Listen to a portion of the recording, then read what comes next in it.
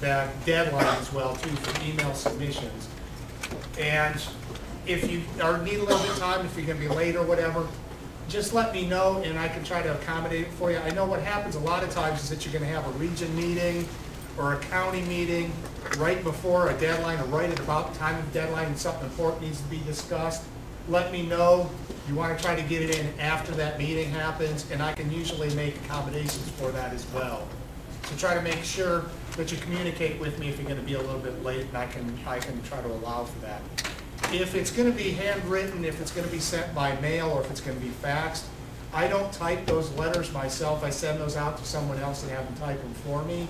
So once I send that stuff out to have it typed, if something comes in late, either I have to type it myself personally, and I'm very horrible at typing, and it takes me a long time, or somebody else in the office will have to do that. So it's really important when you're writing, faxing, mailing something, that you really stick to that deadline.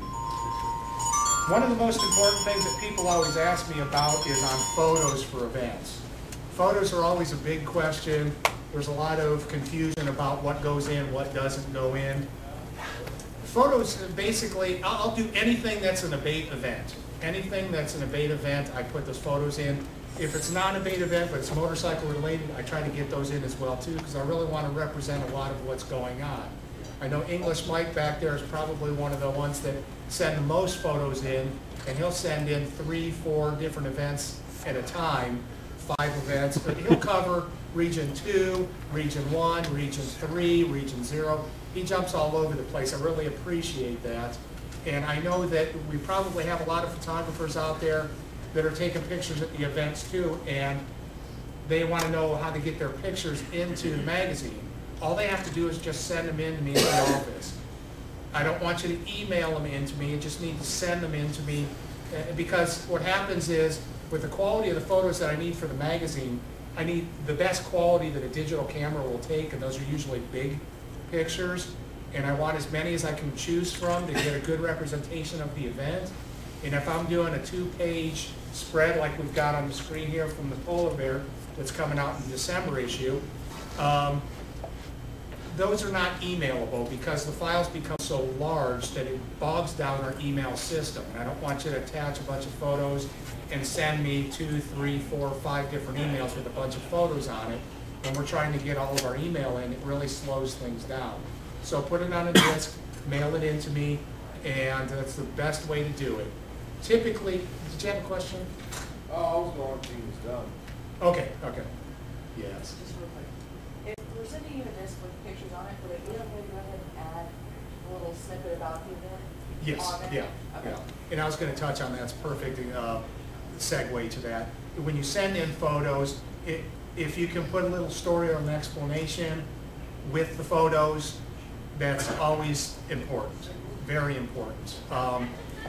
Perfect example of what happens when I get discs in the mail.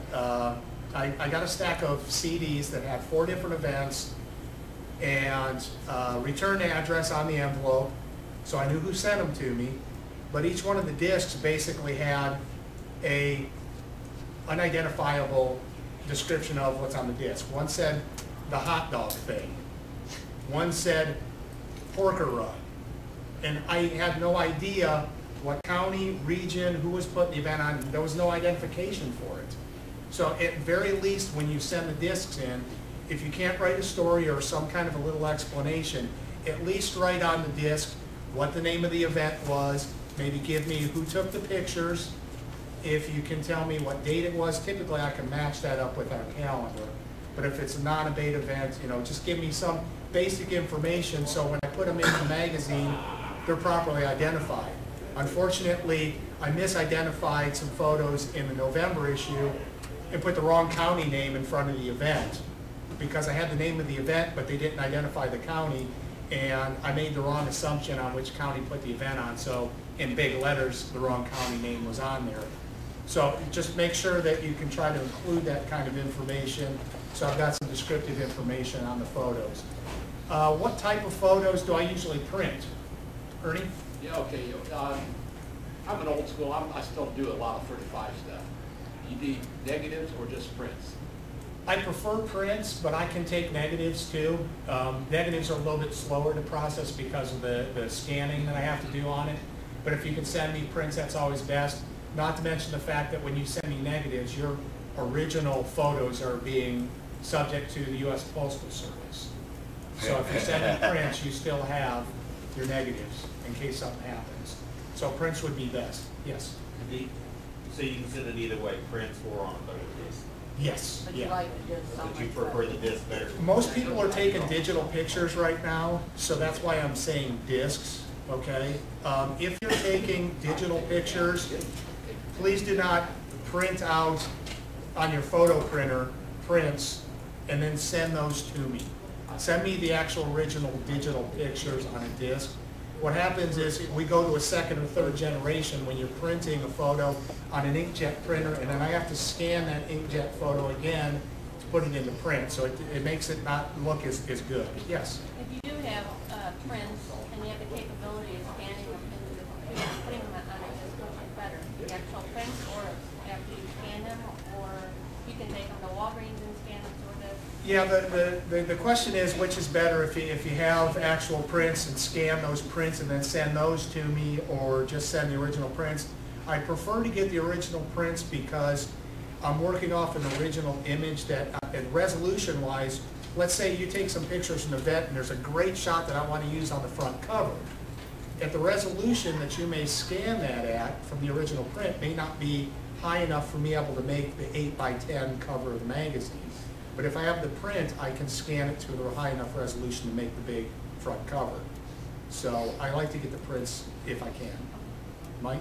Aren't there some places you can take, I've heard of places where you can take like regular pictures of the negatives that he has, take them to a shop.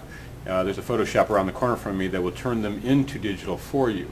Would that be a preferable way of doing it? It might cost you a little bit to have them made up. Well, but I can scan the negatives on our scanner in the office, so I could do that myself. But honestly, I mean, if he doesn't want to send the scan pictures. negatives, scanning negatives looks better than scanning prints. But obviously, there's a more of a cost involved in doing that. And I want to make things as easy as possible for you. And anybody who takes pictures with a film camera always gets them processed and gets prints made. I mean, I don't know anybody who shoots on film and never actually does prints and just looks at negatives in the air, right?